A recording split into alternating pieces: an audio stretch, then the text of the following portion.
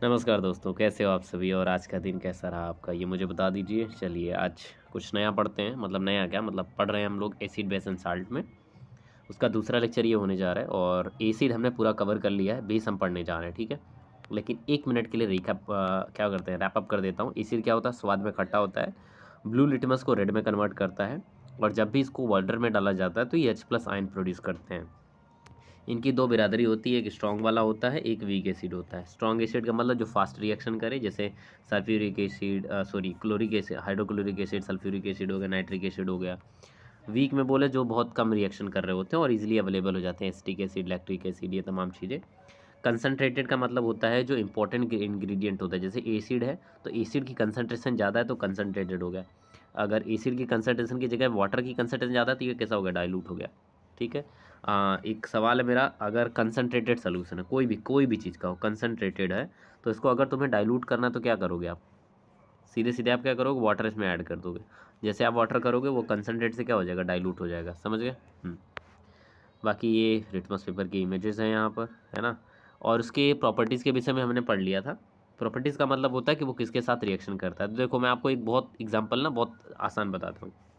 इस चैप्टर में रिएक्शन कोई भी करे, जब भी होगी तो हमेशा क्या बनेगा, साल्ट बनेगा। हमेशा क्या बनेगा, साल्ट बनेगा। इसके साथ में चाहे तो हाइड्रोजन गैस होगी या कार्बन डाइऑक्साइड होगा या वाटर होगा। इसके अलावा और कोई साइड प्रोडक्ट नहीं बनेगा, समझ रहे हो। ये हाइड्रोजन, इसके अलावा CO2 के लिए पॉप टेस्ट का यूज़ करते हैं और हाइड्रोजन के लिए, सॉरी हाइड्रोजन के लिए पॉप टेस्ट यूज़ करते हैं, इसके लिए CO2 टेस्ट यूज़ करते हैं। चलो, ये तमाम बातें हमने देख रखी थी। तो पहला जब एसिड ने बेस के साथ रिएक्शन किया था तो हमेशा क्या बनाया था, साल्ट बनाया था। एग्जाम्पल यहाँ पर है, ठीक है। ये सारी चीज़ें पढ़ा रखा हूँ इसको, ठीक है। रिएक्शन विद मेटल, मेटल के साथ क्या होता है, ये हाइड्रोजन निकल जाता है यहाँ पे, समझ रहे हो। हाँ, इसी हाइड्रोजन अलग से वो टेस्टिंग बता दूंगा इसमें, इस वाले PDF में नहीं है। जब वो मेटल के साथ रिएक्शन करता है तो क्या बनता है, ये भी क्या है, देखो साल्ट है, इस बार क्या निकला, वाटर निकला है। ये सारी चीज़ें पढ़ा रखा हूँ, ठीक है। कार्बोनेट के साथ और मेटल कार्बोनेट के साथ में, ठीक है। कार्बोनेट का मतलब केवल CO3 होता है और हाइड्रोकार्बन का मतलब होता है HCO3 होता है, ठीक है। हाँ, ऐसे कंपाउंड एग्जाम्पल देखो यहाँ पे है, कार्बोनेट का और हाइड्रोकार्बोनेट का, दोनों का एग्जाम्पल आप देख लो, है ना। इलेक्ट्रिसिटी क्यों कंडक्ट करता है एसिड, क्योंकि जब एसिड में डालते हो तो ये क्या बन जाता है, H+ आयन रिलीज कर देता है। H+ आयन वाटर के साथ मिल करके H3O हाइड्रोनियम आयन बना लेता है, हाइड्रोनियम आयन बना लेता है। अब ये हाइड्रोनियम आयन की फॉर्मेशन कैसे होती है, ये बहुत इंपॉर्टेंट टॉपिक है भाई, इंपॉर्टेंट है। हाइड्रोनियम आयन कैसे फॉर्म होता है, ये बहुत इंपॉर्टेंट है। बहुत दफ़ा पूछा भी जाता है कि कोई एसिड ऐसा क्यों कंडक्ट कर रहा होता है, क्योंकि जब एसिड होता है ना, अभी हमने पढ़ा कि जब एसिड लेविस बेस के according, Lewis acid base concept है, साइंटिस्ट थे लेविस, उन्होंने बताया कि जब भी किसी एसिड को आप किस में ऐड करोगे, जब भी किसी एसिड को आप वाटर में ऐड करो, किस में, वाटर में ऐड करोगे, तो ये क्या देगा, H+ आयन प्रोड्यूस करेगा।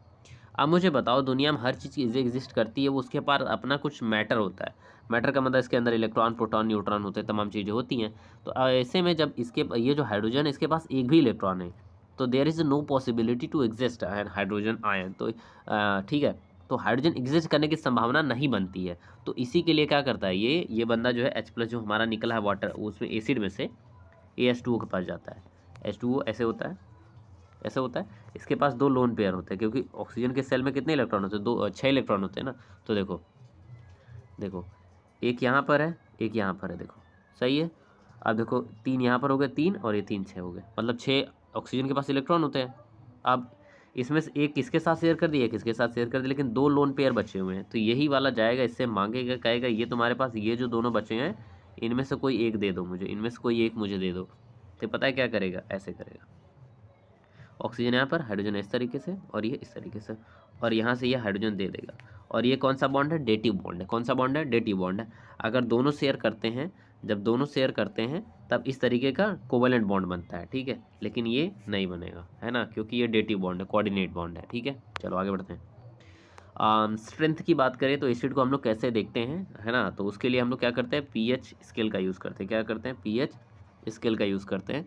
pH स्केल क्या होती है, वो अभी हम लोग आगे देखेंगे। जब हम कब को देखेंगे इसको, जब हम लोग एसिड और बेस दोनों पढ़ लेंगे तब, ठीक है, ताकि कॉन्सेप्ट को समझना आसान हो। भाई एसिड बस ऐसे समझो जैसे लिटमस पेपर होता है ना, उसी तरीके से एक और पेपर होता है, pH पेपर होता है। उसको उसी जो भी सोल्यूशन हमें मिला है, चाहे वो एसिड हो या बेस हो, मान लो ये सोल्यूशन है, इसके अंदर हमें पता नहीं क्या है, हमने पीएच पेपर ऐड किया, जैसा इसका कलर आएगा उस कलर के बिहाफ पे हम बता सकते हैं कि एसिड है कि बेस है, ऐसे समझो।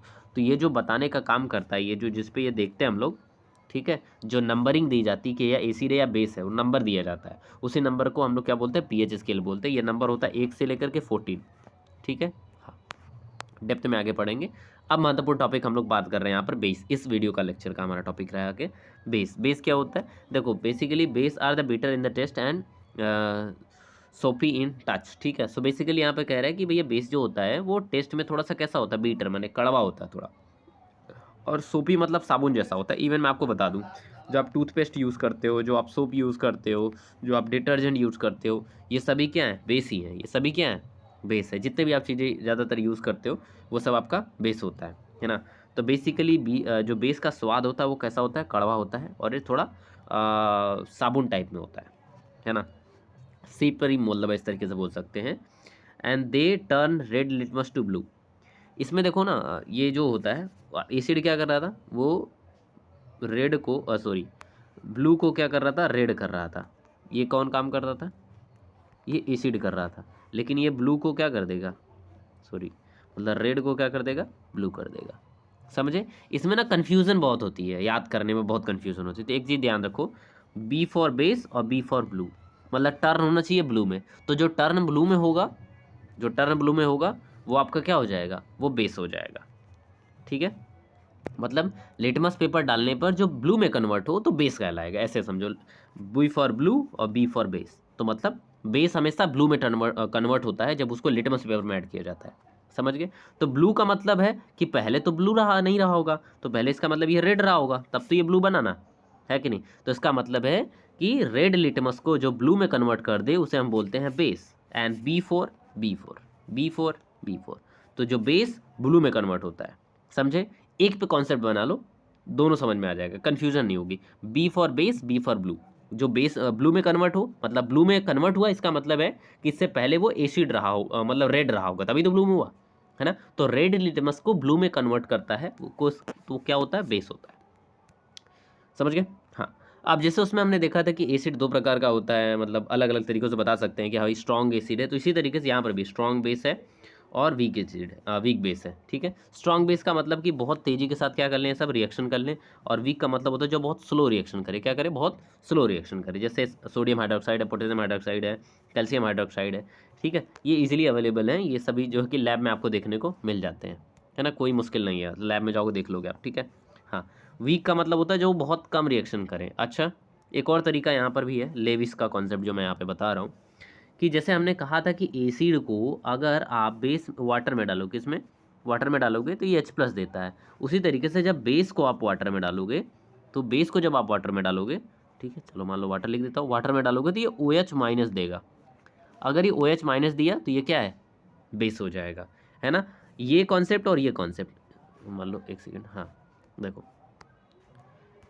ये कॉन्सेप्ट और ये कॉन्सेप्ट, ये देने का काम किसने किया था, लेविस ने किया था। किसने किया था, लेविस। लेविस एक साइंटिस्ट है जिन्होंने एसिड बेस कॉन्सेप्ट दिया, उसी में इन्होंने समझाया एसिड के लिए क्या करना होता है, और एसिड के लिए क्या होता है, और बेस के लिए क्या होता है, ठीक है। तो मैंने बताया एसिड के लिए H+ होता है, बेस के लिए OH- देता है। ये जब भी किसको में ऐड किया जाता है, वाटर में। समझ गए? बहुत आसान है ये, ठीक है। इसके बाद इलेक्ट्रॉन गेन करना, लूज़ करना, एक अलग कॉन्सेप्ट है, बट वो अभी आप लोगों को नहीं पढ़ना है, बट हाँ ऐसा होता है, ठीक है। बाकी यहाँ पर कह रहा है alkalis there are base which are soluble in water, और यहाँ पे जनरली क्या होता है, बेस जो होते हैं वो कैसे होते हैं, सॉल्युबल इन वाटर होते हैं। तो बात समझ रहे हो कि पानी में डालोगे डूब जाएगा, कोई दिक्कत नहीं, घुल मिल जाते हैं आराम से, कोई मुश्किल नहीं होती है ना। These are basis which are soluble in water. तो अल्कली जो बेस होते हैं, ठीक है, वो सब क्या होते हैं, वाटर में डूब जाते हैं। समझ गए? फिर से, कि जो चीज़ें स्वाद में कड़वी हों और उसका जो रेड लिटमस को ब्लू में कन्वर्ट कर दें, या फिर वाटर में डालने पर ये OH- आयन प्रोड्यूस करता है, वो हमारा क्या होता है, बेस होता है। अगर तेज़ी से रिएक्शन करता है तो उसको स्ट्रॉन्ग बेस, और जो धीरे धीरे करता है उसको वीक बेस का नाम देते हैं, ठीक है। जनरली जो बेस होते हैं, अल्कली बेस होते हैं, वो सभी क्या होते हैं, ठीक है। अल्कली मतलब देखो, पीरियोडिक टेबल में आप ऐसे ऐसे देखते हो ना, तो ये वाली जो फैमिली होती है यहाँ पे, वो वाली फैमिली क्या कहलाता है, अल्कली फैमिली कहलाती है। समझ गए? हाँ, और इसी को जो मेटल्स होते हैं ना, जैसे सोडियम है, हमारे लिए ना करो रब से फरियाद, ये सब जो सोडियम वाली फैमिली या हाइड्रोजन के नीचे वाली फैमिली है, वो अल्कली अर्थ मेटल्स कहलाते हैं, और अल्कली इसके बगल वाला होता है, समझ गए। हाँ, तो ये अल्कली जो होता है वो वाटर सॉल्युबल होते हैं, मतलब बेस बेसिकली क्या होते हैं, वाटर सॉल्युबल होते हैं, होता तो एसिड भी है लेकिन मतलब इस तरीके से बोल सकते हैं। देखो बेस है, रेड को किस में कन्वर्ट कर दिया, ब्लू में कन्वर्ट कर दिया, रेड को किस में कन्वर्ट दिया, ब्लू में कन्वर्ट कर दिया, तो बेस कन्वर्ट होगा ब्लू में, नोट करना इस बात को, बेस ब्लू में कन्वर्ट होगा, इसका मतलब ब्लू में कन्वर्ट होने का मतलब पहले वो रेड था, तो रेड एलिमेंट्स को ब्लू में कन्वर्ट करेगा, डोंट बी कंफ्यूज मैन, ठीक है। हाँ, बाकी ये बात तो तीनों बताइए कि लिटमस टर्न्स ब्लू, मतलब वो बातें तो मैंने बता दी ना। चलो, यहाँ पता है ना, सोप और कोलगेट, ये जितनी भी चीज़ें हम लोग यूज़ करते हैं वो इसीलिए कर रहे होते हैं, ठीक है, वो बेस होता है, सभी बेस होता है। केमिकल प्रॉपर्टी हम लोग अगले लेक्चर में देख रहे होंगे, ठीक है। तो आज के लिए बस इतना ही, मिलेंगे आपसे अगली वीडियो में, तब तक के लिए करिएगा सब्सक्राइब।